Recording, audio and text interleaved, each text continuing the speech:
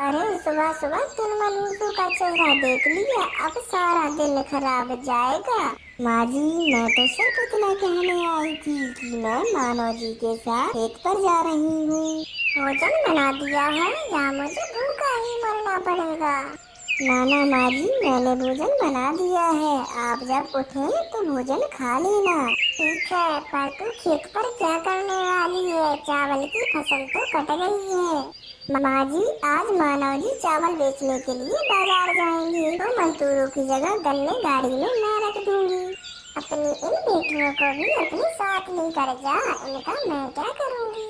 फिर मीनू चिड़िया अपनी तीनों बेटियों को साथ में लेकर खेत पर चली जाती है। मानो जी, मैं माँ जी की पूरे दिन सेवा करती रहती हूँ, फिर भी वो मुझे हमेशा ताने सुनाती हैं और मेरी बेटियों का वो एक दिन भी ख्याल नहीं रख सकती।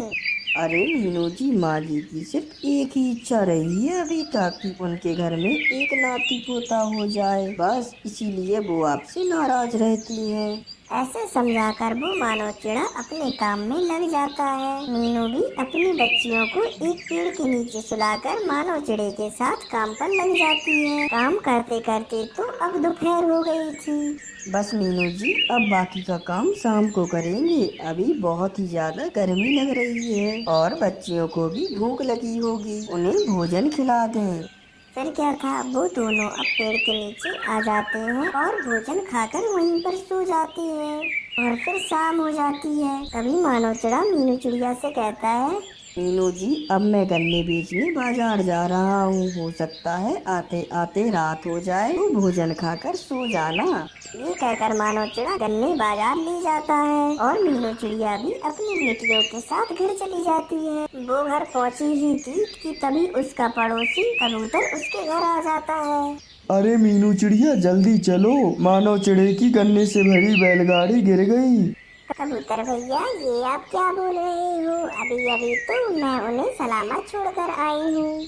अरे मीनू, मेरे साथ तो चलो, मैंने अपनी आंखों से देखा है, मानव उस बैलगाड़ी के नीचे दबा हुआ था। फिर क्या था, मीनू चिड़िया कबूतर के साथ मानव चिड़े के पास चली जाती है। वो मानव चिड़े को देखकर तो जोर जोर से रोने लगती है, क्योंकि मानव चिड़ा तो अब मर गया था। अरे चिड़िया, हमने जब मानव चिड़े को गाड़ी के नीचे से निकाला, वो तभी मर गया था। मैं तो पहले से ही जानती थी कि ये मीनू और उसकी बेटियां मनहूस हैं, और आज देख भी लिया, मेरे बेटे को खा गई। अरे आंटी, ये सब आप क्या बोल रही हो? ये सब बेकार की बातें होती हैं। फिर वो सारे पक्षी उन दोनों को समझाकर घर भेज देती हैं, परंतु मीनू की सास तो अभी भी मीनू चिड़िया से लड़ती थी। माँ जी, मैं खेत पर जाती हूँ और वहाँ जाकर देखती हूँ कि अब वहाँ पर कौन सी फसल उगाई जा सकती है। हाँ हाँ, जा, मेरे बेटे को तो मार दिया, अब तू भी यहाँ से चली जा और अपनी तीनों बेटियों को भी ले जा। अगर कुछ हो गया तो मुझे मत कहना। वैसे भी मैं तो आज अपनी सहेली के घर जा रही हूँ।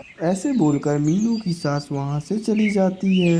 अरे मीनू चिड़िया, गुड़िया बेटी को तो बहुत बुखार है, फिर इसे अपने साथ यहाँ क्यों लाई हो? बिजली बहन, आप तो सब जानती हो, माँ जी मेरी बेटियों से कितनी नफरत करती है। वो इन्हें बिल्कुल नहीं संभालती है, इसलिए मैं इन्हें अपने साथ लाती हूँ। अगर तेरी जगह मैं होती तो मैं तेरी सास से इतना काम करवाती कि उसकी अकल ठिकाने पर आ जाती। अरे गोरी बहन, काम करना तो मेरा फर्ज है, अगर काम नहीं करूँगी तो खाऊंगी क्या फिर? और माँ जी भी तो अब मेरे ही सहारे हैं। अरे सच में तुम बहुत भोली हो मीनू चिड़िया, पर तेरी सास ये कभी नहीं समझेगी, क्योंकि उन्हें तो सिर्फ तुमसे नफरत ही नफरत है। उस चिड़िया की तो अभी नई नई शादी हुई थी। वो अपनी शादी में बहुत नई नई आशाएं भी लेकर आई थी। वो सोच रही थी कि अब वो नए और खुशियों भरे जीवन की शुरुआत करने जा रही है। अब तो उसकी जिंदगी में दुखों का नाम ही नहीं होगा। परंतु उसे तो पता ही ना था कि परीक्षा तो अभी उसके भाग में है। देखें जी, आज घर में खाने को कुछ भी नहीं बचा, जितना था कल सब खत्म हो गया। दूसरे जंगल में बाढ़ आने से काम धंधा सब बंद पड़ गया है। अब ना जाने मुझे कितने दिन बिना काम के ही रहना पड़ेगा। ऐसे कैसे चलेगा, अब तो हमें और भी जरूरत है पैसों की। आप चिंता ना करें, भगवान कुछ न कुछ अच्छा ही करेगा। और ऐसे ही कुछ दिन और कुछ रातें गुजर जाती हैं। तभी अचानक से उनके घर पर दस्तक होती है। रुको मैं देखता हूँ। जी बोले, क्या काम है आपको, किससे मिलना है? अरे भाई चिड़े, तुमने जो मुझसे कर्ज लिया था अपनी माँ के इलाज के लिए, अब उसका वक्त पूरा हो चुका है। आप मुझे कल तक मेरे पैसे वापस कर दे, नहीं तो मैं कल तुम्हारा घर नीलाम कर लूँगा। वो पक्षी इतना कहकर वापस चला जाता है। क्या हुआ, क्या कह रहा था वो पक्षी, मुझे भी तो बताओ। माँ के इलाज के लिए कुछ पैसे उधार लिया था, वो पैसे मांगने के लिए आया था। मैं उसके पैसे वापस ना कर सका, पर अब वो कल हमारा घर नीलाम करने जा रहे हैं। ये सुनकर तो मम्मा चिड़िया की जैसे जान ही निकल जाती है, परंतु फिर भी वो अपने पति को हौसला देती है। आप दिल छोटा ना करें, हम फिर से नया और एक अच्छा सा घर बना लेंगे। हमारी नई नई शादी हुई है, घर के बिना रहना तो बहुत ही मुश्किल हो जाएगा। मेरे अंकल रहते हैं पास वाले जंगल में, मैं जाता हूँ और उनसे कुछ उधार पैसे लेकर आता हूँ। ऐसे ही कुछ दिन गुजर जाएंगे और मुझे जब काम वापस मिल जाएगा तो मैं फिर अंकल के पैसे वापस कर दूंगा। अब तो रात हो गई है, आप कैसे जाएंगे? कल आने से पहले मुझे कुछ न कुछ करना ही होगा। मुझे ना रोको, मुझे तो अब जाना ही होगा। कुछ भी हो जाए मैं कर लूँगा। फिर ऐसे ही वो मानव चिड़ा दुखी दिल के साथ अपने की निकल जाता है। अभी वो तालाब के पास पहुंचा ही था कि तेज हवा के साथ साथ आसमान पर गहरे बादल भी आ जाते हैं और साथ ही बारिश भी शुरू हो जाती है। ऐसे ही कुछ देर बाद बिजली उस मानव चिड़ा के ऊपर आकर गिरती है और वो सारे दुख और गमों के साथ वहीं पर अपने प्राण त्याग देता है। अगली सुबह तोता उसे मरा हुआ देखकर उसके घर चिड़िया को बताने के लिए जाता है। चिड़िया, जब रात तूफान आया तो तुम्हारा पति तालाब के पास क्या करने गया था? वो अपनी बुआ के पास जा रहे थे कुछ रकम उधार लेने। चिड़िया, आपके लिए एक दिल दहलाने वाली खबर है। जब मैं सुबह तालाब के किनारे गया तो मैंने देखा कि मानव चिड़ा वहाँ पर मरा पड़ा है। नहीं तोते भैया, वो मुझे ऐसे दुखों में छोड़कर नहीं जा सकते। चिड़िया, मुसीबत को तो मानना ही पड़ता है। ऐसे ही ये सब बातें बताकर तोता वहाँ से चला जाता है। फिर उसी दिन चिड़िया के घर की वो पक्षी नीलामी कर लेता है और चिड़िया को वो घर छोड़ना पड़ता है।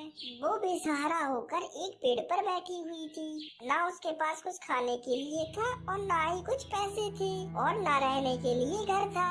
रात भी अब होने ही वाली थी। आज रात में कबूतर भैया के यहाँ चली जाती हूँ, शायद वो एक रात अपने घर पर मुझे रख ले। ऐसे बैठे बैठे पूरी रात गुजारना तो बहुत मुश्किल है। और फिर चिड़िया तोते के घर की तरफ चली जाती है। भैया आपका बहुत बहुत धन्यवाद जो आज रात आपने हमें अपने घर पर रख लिया। अरे चिड़िया, इतनी बड़ी जिंदगी है तुम्हारी, ऐसे जीना तो बहुत ही मुश्किल हो जाएगा। तुम ऐसे इस समाज में कैसे जी पाओगी? मैं कोई न कोई काम करना चाहती हूँ जिससे मैं अपना नया घर बना सकूँ और मैं अच्छी और सच्ची पक्षी बन सकूँ। अगर आप सच में काम करना चाहती हो तो मैं आपके काम करने में आपकी मदद करूँगा। मेरे एक दोस्त की दूसरे जंगल में चूड़ियों की दुकान है। मैं अपने कजन से आपके लिए कुछ चूड़ियाँ ले दूंगा और फिर उन्हें बेचकर पैसे वापस कर देना। ऐसे आपको कुछ मुनाफा भी हो जाएगा। ये सुनकर तो वो चिड़िया बहुत ही खुश हो जाती है। कबूतर भैया आपका बहुत बहुत धन्यवाद, मैं ये काम बहुत मेहनत से करूँगी। अगली सुबह कबूतर उस चिड़िया को लेकर अपने दोस्त की दुकान पर जाता है। लालू, ये मेरे दोस्त की पत्नी है। मेरा दोस्त मर गया है। मेरे दोस्त को किसी का कर्ज देना था और उनने फिर उसका घर नीलाम कर दिया। अरे बहुत दुखी है ये चिड़िया। मैं कोई काम करना चाहती थी और फिर कबूतर भैया आपके पास ले आए मुझे। आप ये कुछ चूड़ियाँ ले जाए, आप इन्हें बेचकर इनका मुनाफा अपने पास रख लेना और दाम मुझे वापस करके और चूड़ियाँ ले जाना। और ऐसे ही आप जितनी ज्यादा चूड़ियाँ बेचोगी उतना ही ज्यादा मुनाफा होगा आपको। आप देखना मैं ये काम बहुत अच्छे से करूँगी। अरे चिड़िया, आप ये चूड़ियाँ ले और वापस चली जाएं। मुझे यहाँ पर कुछ काम है, मैं तो कल वापस आऊँगा। फिर ऐसे ही चिड़िया वहाँ से कुछ चूड़ियाँ लेकर वापस चल देती है। वो पूरे जंगल में घूमती है। चिड़िया बहन रुकना, जरा मुझे भी तो दिखाओ कैसी हैं ये चूड़ियाँ। मेरी चूड़ियाँ बहुत अच्छी हैं और दाम भी बहुत कम है। जरा पहनाओ तो मेरे पंख में, मैं भी तो देखूं कैसी लगती है ये चूड़ियाँ मेरे पंखों में। फिर ऐसे ही मीनू चिड़िया की चूड़ियाँ पूरे जंगल में मशहूर हो गई थी, क्योंकि वो तो घर घर जाकर चूड़ियाँ बेचती थी। चूड़ियाँ ले लो जी, चूड़ियाँ रंग बिरंगी सतरंगी चूड़ियाँ। वो ऐसे ही आवाज लगा लगा कर अपनी चूड़ियाँ बेचती रहती थी। फिर ऐसे ही कुछ दिन और रातें गुजर जाती हैं। कबूतर भैया, मैं आपका एहसान कभी नहीं भुला सकती। अगर आप उस रात मेरी मदद ना करते तो मैं आज ना जाने किस हालत में होती। अरे चिड़िया, ये तो तुम्हारी मेहनत है, अगर आप मेहनत ना करती तो भला मैं क्या कर पाता। फिर वो चिड़िया ऐसे ही चूड़ियों के मुनाफे से अपने लिए एक सुंदर सा घर बना लेती है और वो सब हंसी खुशी अब रहने लगते हैं।